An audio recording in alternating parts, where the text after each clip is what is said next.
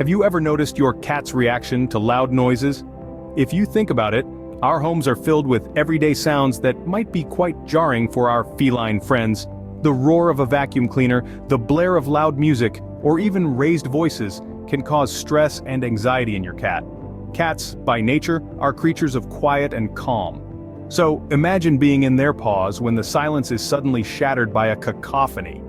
They might startle, run for cover, or even show signs of distress like excessive grooming or loss of appetite. But don't worry, there's a simple solution to this.